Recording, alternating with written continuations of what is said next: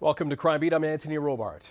Tonight, a young Calgary woman with dreams of becoming a fashion designer disappeared. I was starting to get concerned, and I sent her an email just saying, haven't heard from you, let me know you're okay, and told her I loved her, and that was it. I'd actually been watching the news, and I had seen that there was a body found. Their worst fears were confirmed. Police worked around the clock to solve the homicide, but the case went cold. Every day you think, well, I wonder if something's going to happen today, and like there's no way to start putting an end to this until somebody is charged for this. That's probably one of the hardest things, to wake up every day and know that somebody responsible is having a life of their own right now. Generally, cases don't get better in time.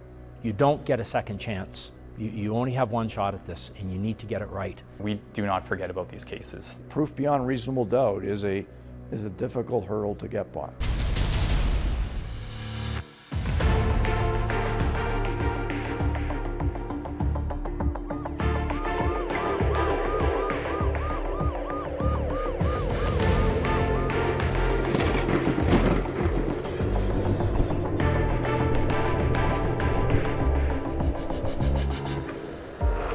Here now is Nancy Hicks with The Long Road to Justice.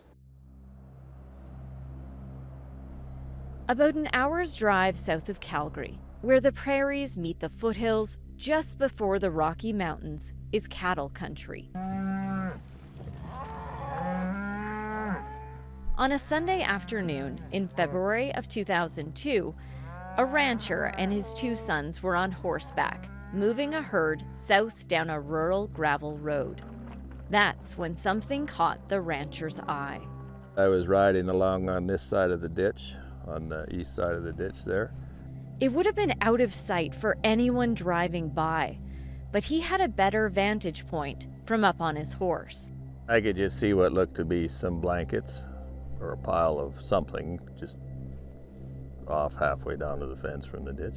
From a long distance away, 100 yards away, you just happen to notice it. So as we're going along, I'm just watching, and it was apparent what it was when I came abreast there. It was obviously a body.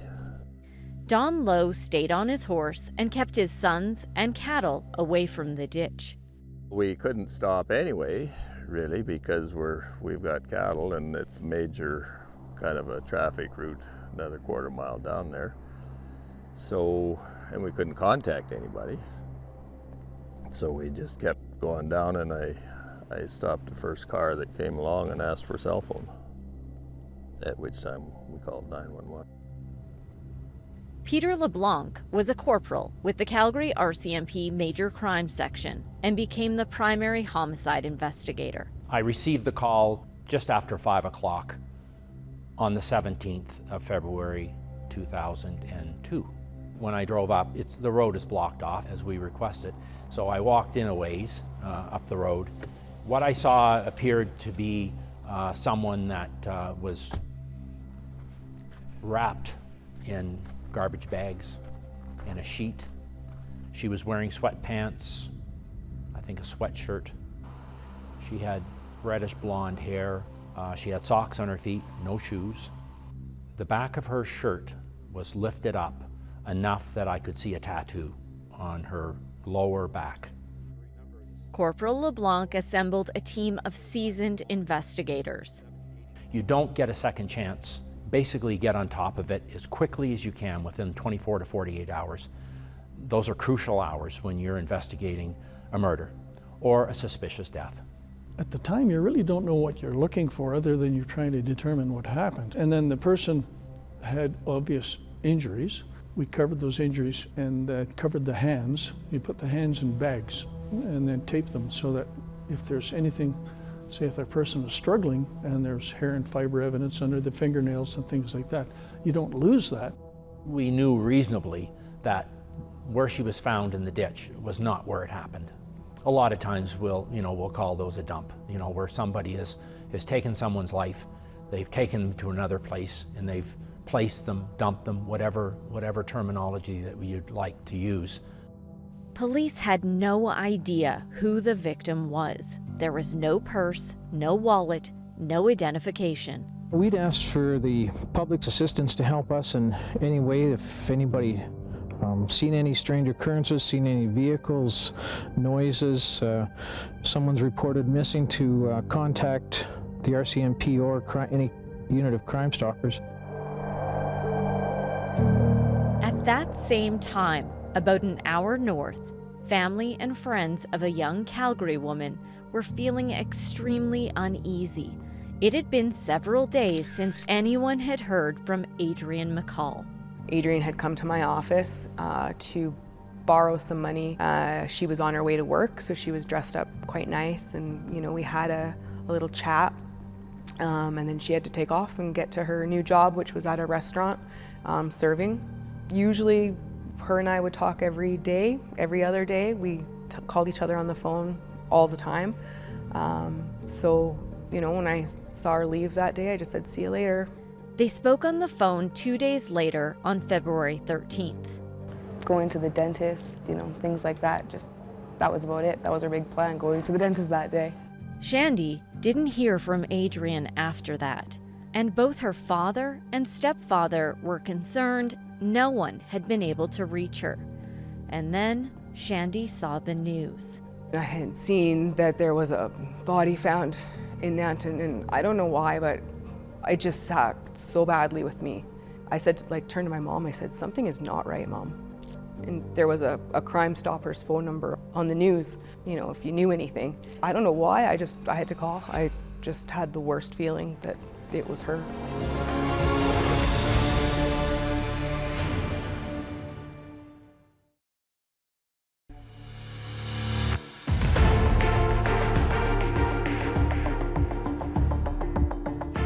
Welcome back to Crime Beat. As investigators work to identify the woman who was murdered and dumped in a ditch, the victim's family saw the horrible discovery on the news. Here again is Nancy Hicks with The Long Road to Justice. The discovery of a body in rural southern Alberta was a true murder mystery. When you see a situation like this of a person who's been basically disposed of, and I'll use the word like human garbage, really it's sad, it's what it is.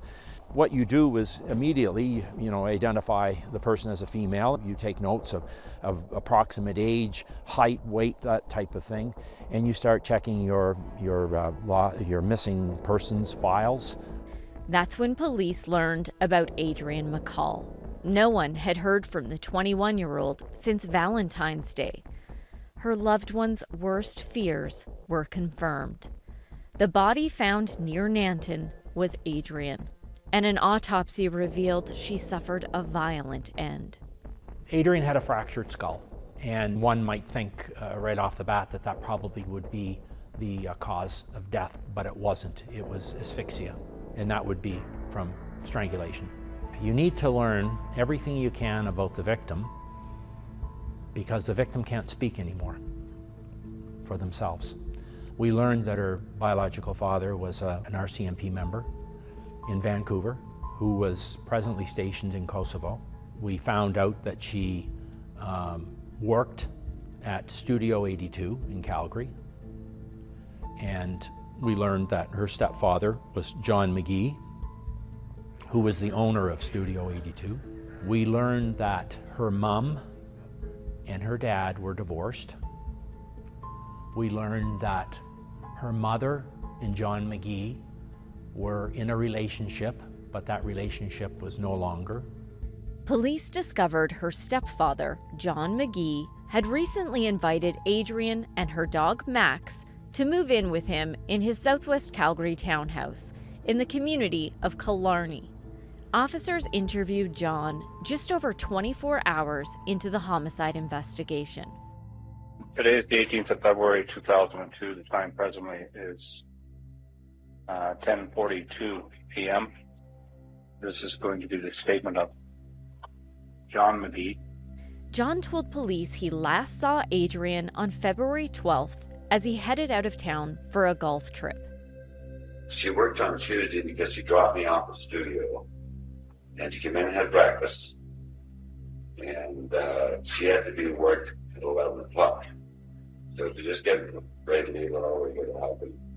Very careful. So now we said, love you too. See when you get back, have a good trip. Went out and left. Tried to phone her 2 or 3 times Saturday and 2 or 3 times Sunday. She has her own answering machine, and we have the same number, but she put her answering machine on. It would ring and ring, and I couldn't get any answers. When he arrived home on the evening of February 17th, John noticed Adrienne's car was at his house. But his car, a 2001 Mercury Marquis, was missing. So I go inside, she's got this little puppy that she absolutely loves to death. The puppy is at the bottom of the stairs. It's partially blind, and they can't climb stairs, so I'm assuming at some point the dog had fell downstairs. He seemed kind of weak. So I pick him up, and I got my luggage, and I go upstairs. It was obvious the dog hadn't been cared for in a few days, and Adrienne was nowhere to be found. I called her mother to see if she would give them a cologne, and she hadn't done that. I talked to her mom a half a dozen times. I talked to all her friends. I told John, well, did you try this? Did you call here? And I mean, he exhausted every avenue he had looking for her. And then I, scratched my head, well, where could she be? Police wondered if the townhouse is where the original crime scene was located. We sent our forensic people in, and of course we established that there had been a housekeeper there. That's not ideal, but it happens.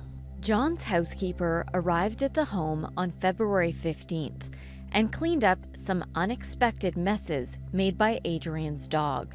She cleaned the entire home. That included the kitchen, living room, and bathroom. She emptied an ashtray and then washed both John's bedding and Adrienne's bedding. The housekeeper noted there was no top sheet on Adrienne's bed.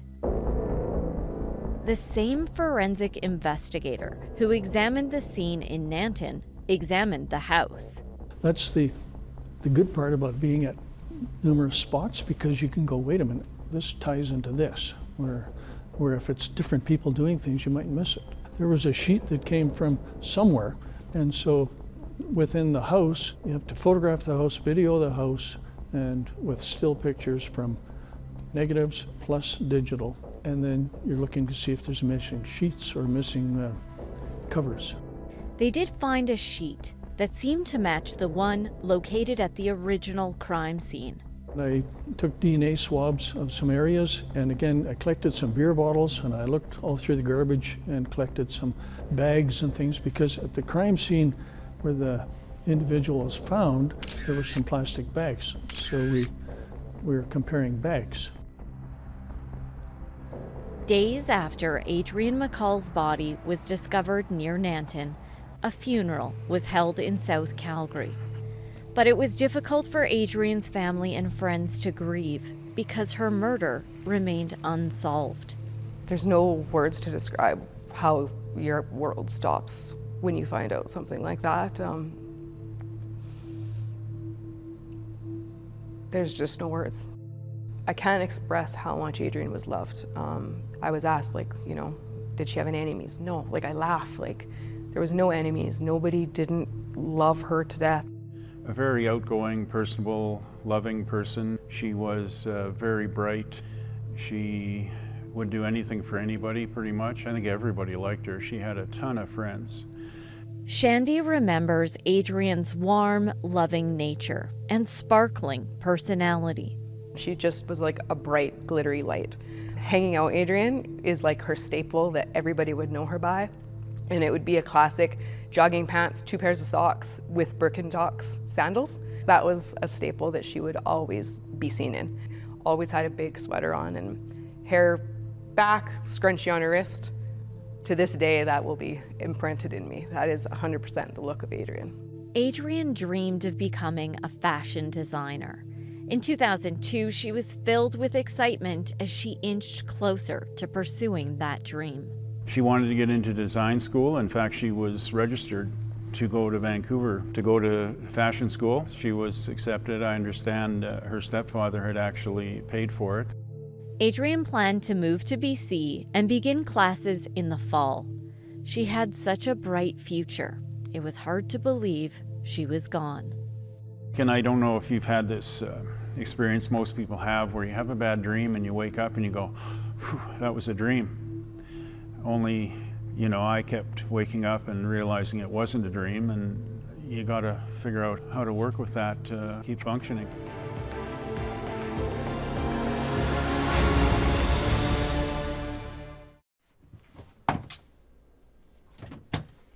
Here we are.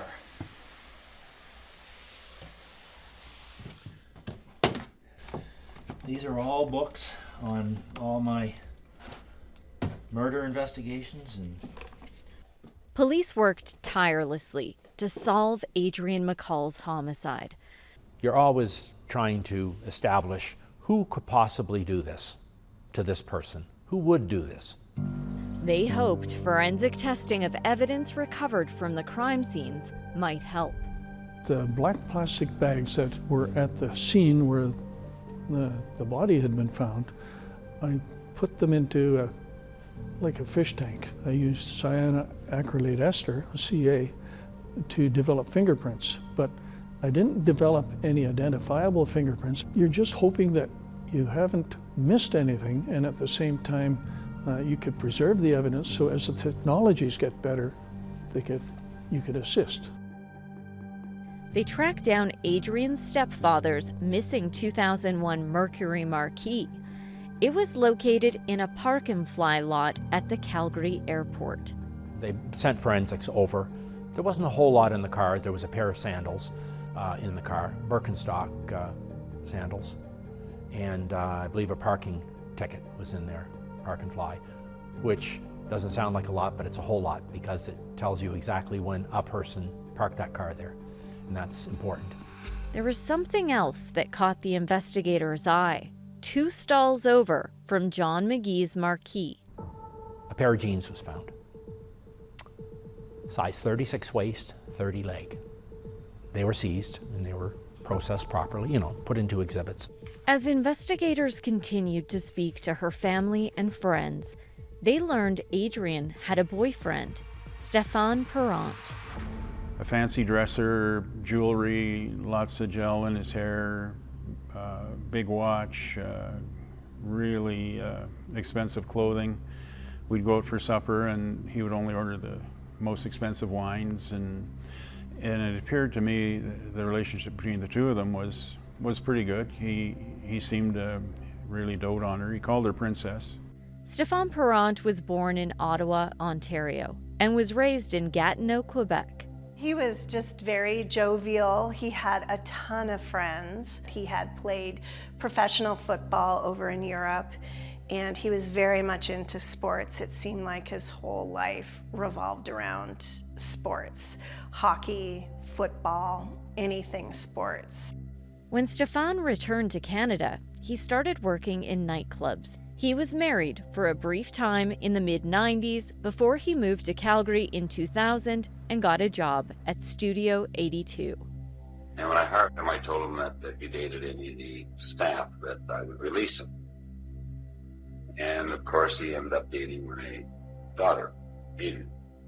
Stéphane was nearly 12 years older than Adrienne. Adrienne was very mature. And I mean, obviously, I was aware of it. I didn't know exactly what it was. I didn't ask birth dates, but he seemed to relate to Adrienne, and she to him, quite well.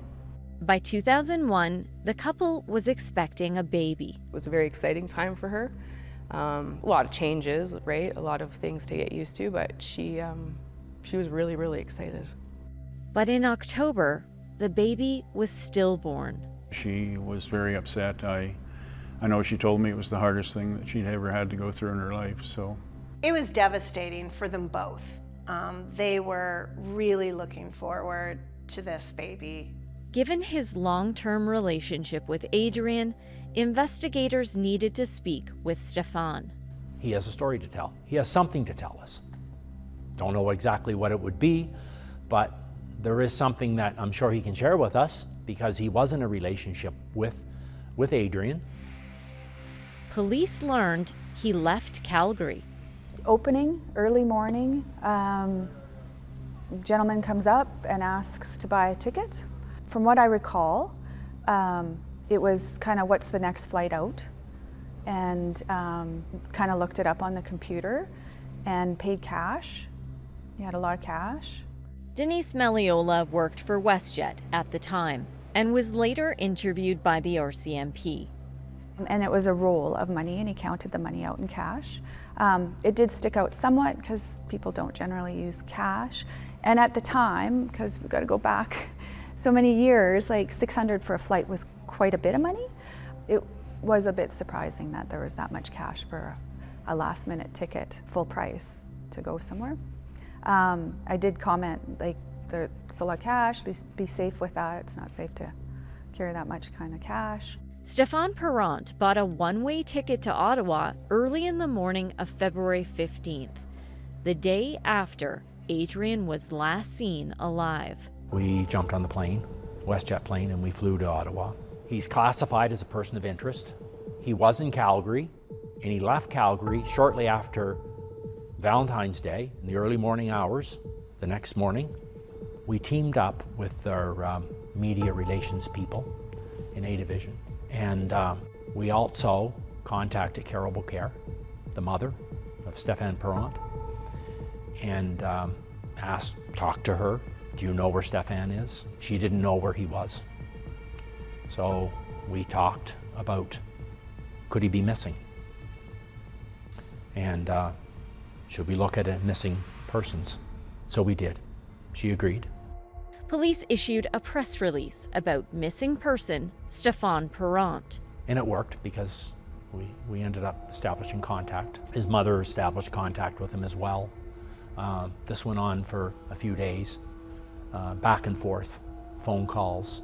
He would call me and call his mother. And it was sort of we'll say it was like a cat and mouse game, where I had the opportunity to say, Stéphane, you know, we'd invite you to come and talk to us, please. You know, share with us what you can help us with this investigation. And long story short, it never happened. It never happened. We never established. He never did come out. He just told us that he was okay. While in Ottawa, police spoke to Stéphane's friends, family, anyone who knew him. I guess, for a lack of a better word, that he was not a very nice person.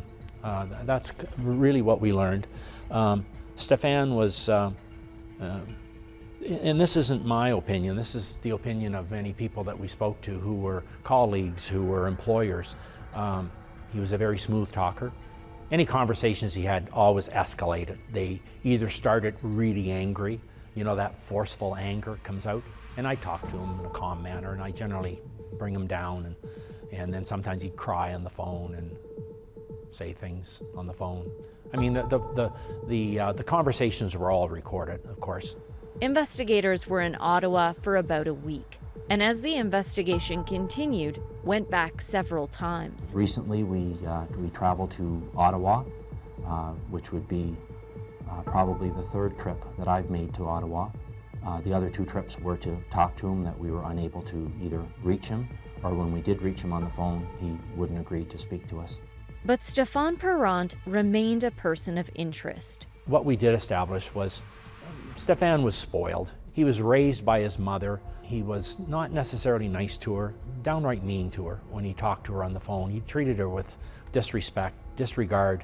When he wanted something and he got it, it was all good. But if he called her and wanted money and she didn't give it to him, then he would berate her, hang up on her, things like that. So, but that was her child, and she loved him. So it made it difficult for us to have her as an ally.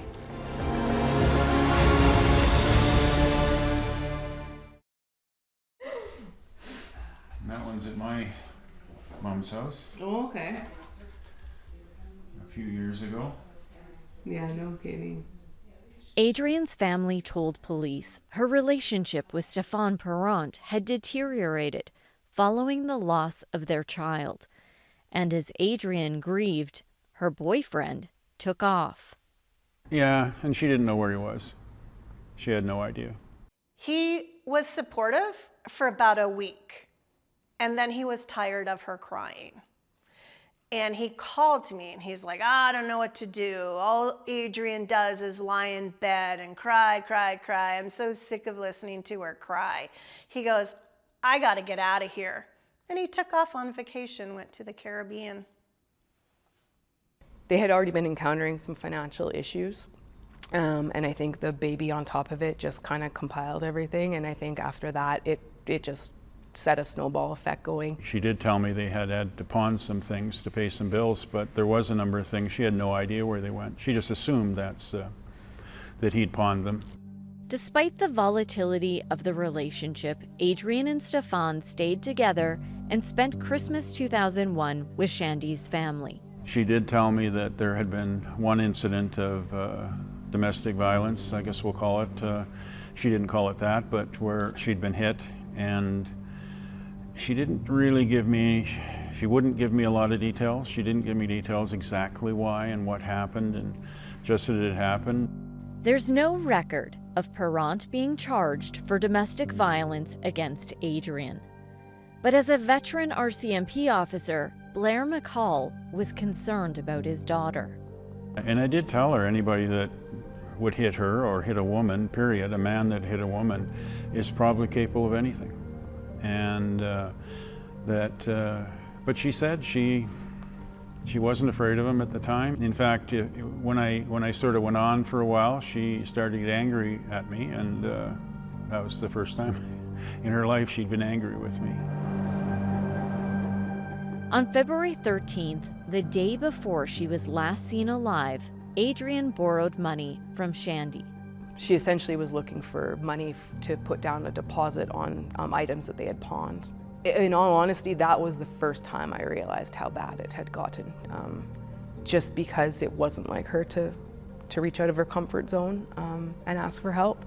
And then when I realized what she needed the money for, I started to really understand kind of how far in debt they had gotten themselves.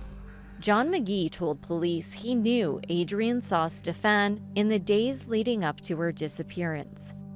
She went to work Tuesday. I was told that she phoned in Wednesday at 11:30. She was supposed to be working at 11. Said she couldn't make it. She had to testify in court. Adrienne was at Calgary Provincial Court on February 13th for Stefan Perrant's trial. LeBlanc said Perrant was charged following a traffic stop. That included charges of impaired operation of a motor vehicle, obstructing a peace officer, and failing to stop for a peace officer. He was later convicted of obstructing a peace officer. Officers attending court that day noted the couple had a heated conversation outside the courtroom and called homicide investigators after learning of Adrienne's death. Other friends of Adrienne's told police they also witnessed some disturbing interactions.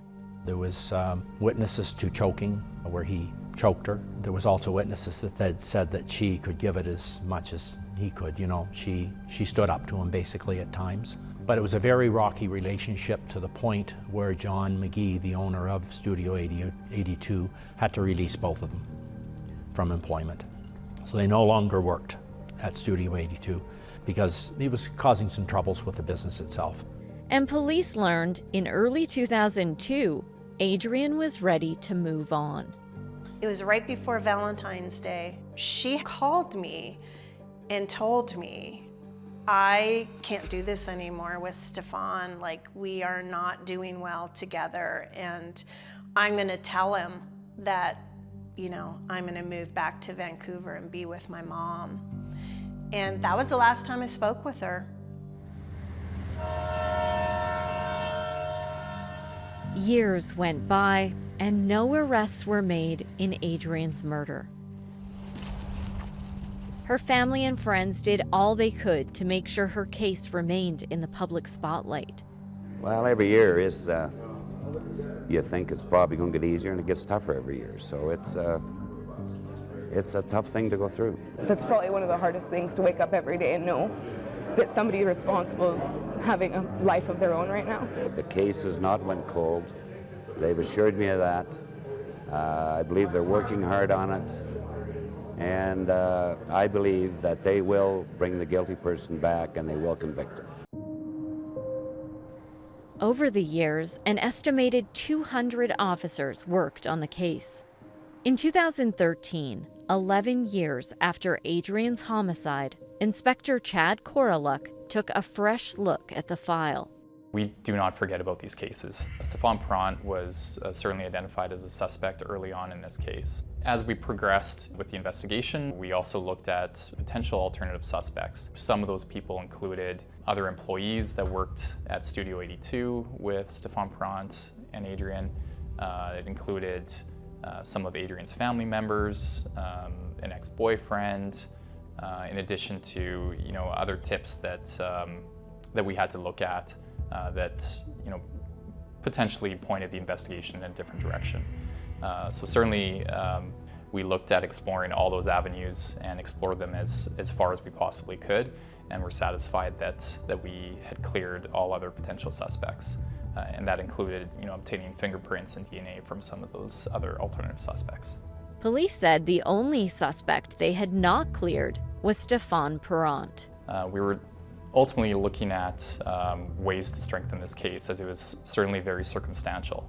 I reviewed all the forensic evidence with members of my team and looked at changing technologies, what advancements had taken place between 2002 and the time that we were working on it, and looked at what submissions we could make to try to get better forensic evidence and make some of those exhibits more probative.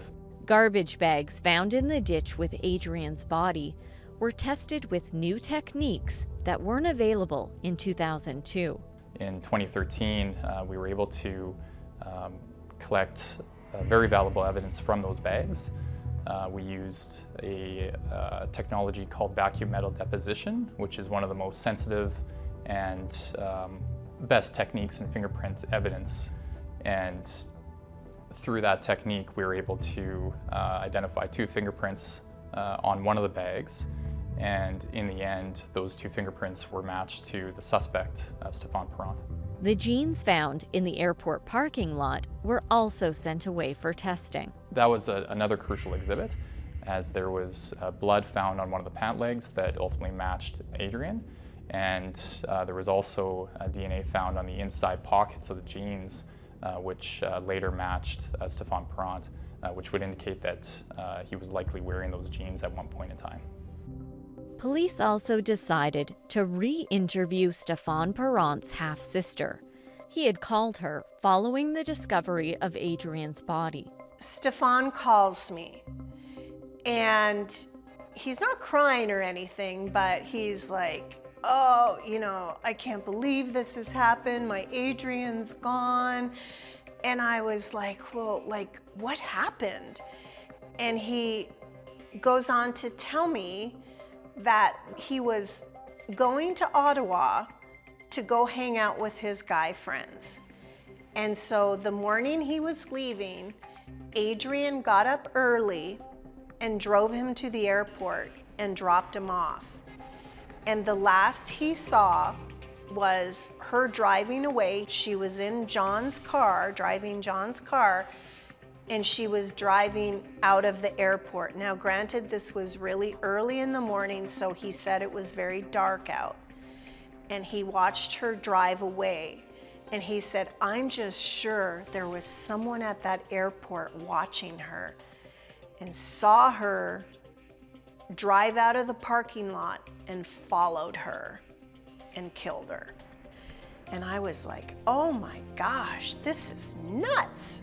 But according to his sister, that wasn't the only version he told her. It's like a day or 2 later, and he calls me again, and he goes, well, Adrienne was finally sound asleep. I haven't seen her sleep that sound in months, and I didn't want to wake her up. So I went and got the keys for the car, and I drove myself to the airport. And he says, I think someone saw me left the apartment and knew she was in there alone and broke in and killed her. And I was like, whoa, whoa, whoa, whoa, whoa. You just told me 2 days ago she drove you to the airport. And he was like, oh, I was crazy, out of my mind. You know, I didn't know what I was saying. No, I drove myself to the airport and I parked the car and got on the airplane. And I hung the phone up and I had goosebumps, and I knew that second he was somehow involved.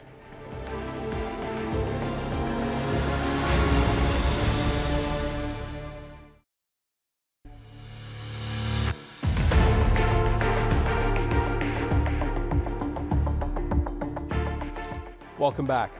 In 2002, Adrienne McColl was murdered. Her body dumped in a ditch in rural Alberta. Now, her boyfriend was a suspect from the very beginning.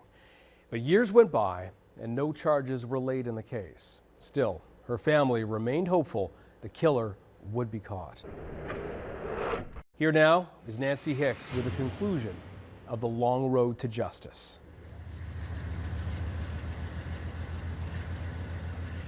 Nearly 16 years after Adrienne McColl was murdered, the RCMP had compiled new evidence in her case. But was it enough to lay charges against her boyfriend, Stefan Perrant? Proof beyond reasonable doubt is a difficult hurdle to get by. There's no doubt about it. It's there for a reason. It has to be proof beyond reasonable doubt so that innocent people don't spend time in jail unnecessarily. Shane Parker knew prosecuting this case would be a challenge. Generally, cases don't get better in time. It's the gaps in the evidence. So in this particular case, a number of witnesses who were really pretty instrumental had passed away in the meantime. The ME had passed away. Adrienne's stepdad, who she was living with at that time, had passed away. You're also then dealing with having to remember that there are certain things that we look for evidence now. CCTV, digital footprints, cell phones that were not in existence in 2002. But finally, justice for Adrienne appeared within reach. So the footprints of life was the biggest part for us in terms of that's what you need to rely on, jury, to know when Adrienne died and where Adrienne died. That then narrows your pool of potential suspects down to a very, very small number, one. And then you look at the forensic evidence that now goes with that, the fingerprint on the bag, the jeans by the vehicle, and a one-way ticket out of town, paying cash. There's your evidence. Beyond reasonable doubt, it was Stefan Perrant who killed Adrienne McColl.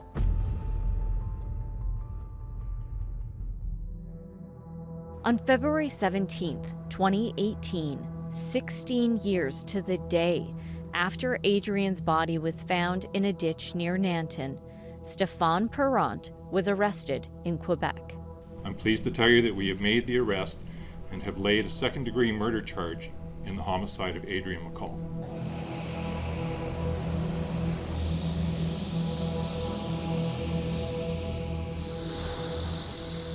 And for the first time since Adrienne's murder, Perrant returned to Alberta, flown by the RCMP to stand trial in Calgary.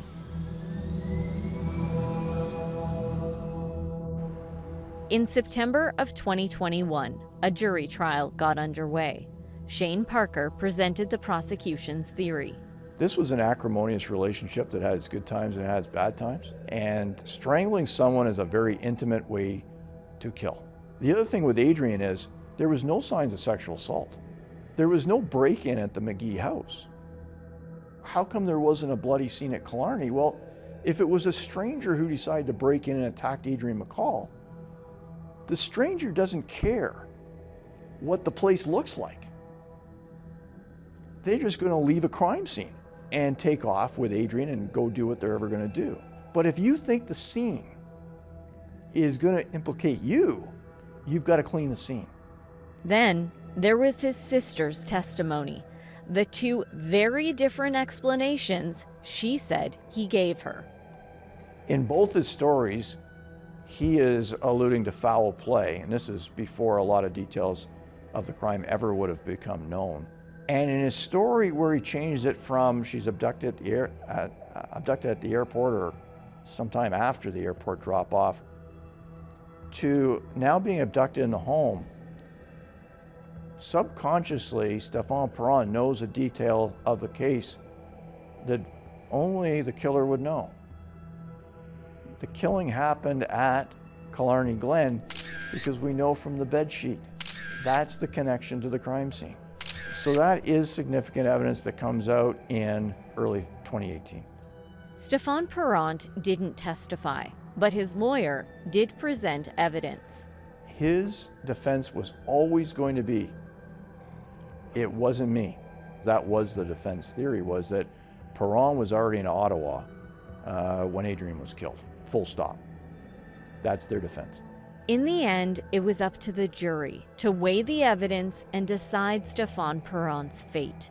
There were no eyewitnesses. It wasn't a confession case. It was a straight, here's the facts. You get to make the argument in front of the jury, and you let their common sense and guided by the law get a verdict, which is the way the system is supposed to work. Everyone gets their day in court. You make your arguments, you make your pitch. And so I found it was a challenging case, but I really relished that challenge because Adrienne deserved to have that moment. The family and friends of Adrienne really deserved to have that moment.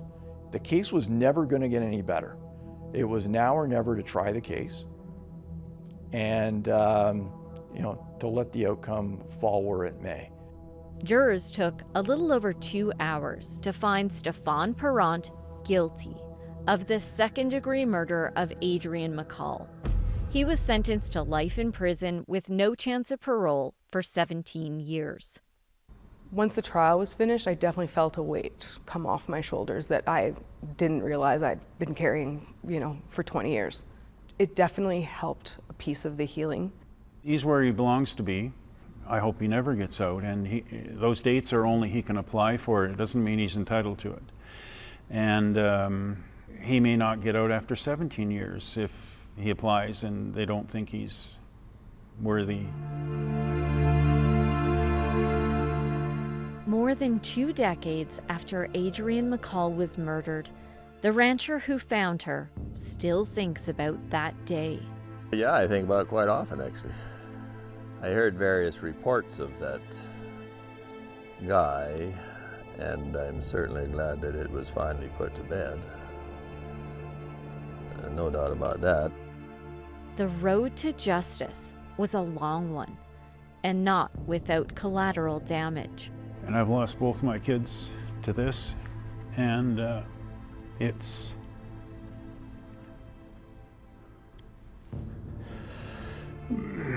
there's no way I can really make sense of it at all. I still can't. Adrienne's brother struggled to cope with her death. He turned to alcohol and died before the trial. I don't believe there is closure. You analyze everything. What did I know? When did I know it? And what should I have said? I didn't think for a minute I'd be in this position, or my family, and Adrienne's friends, we'd all be in this position. But boy, things change in a flash.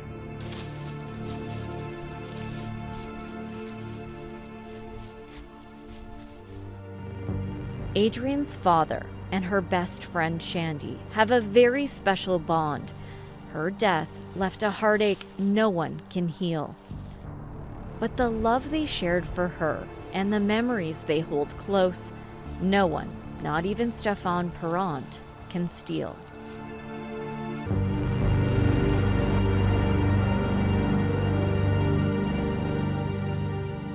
Stéphane Perron continues to profess his innocence. He appealed his conviction, but it was unanimously dismissed. The Adrienne McColl Memorial Golf Classic in support of women and children in crisis fleeing domestic violence was held for several years following her death. And this cause still holds a special place in the hearts of her family and friends.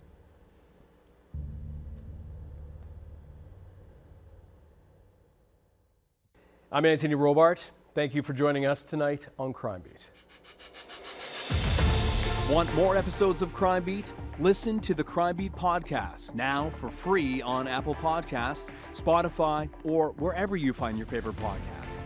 And for past episodes of Crime Beat, go to the Global TV app, visit globaltv.com, or check out our Crime Beat YouTube page.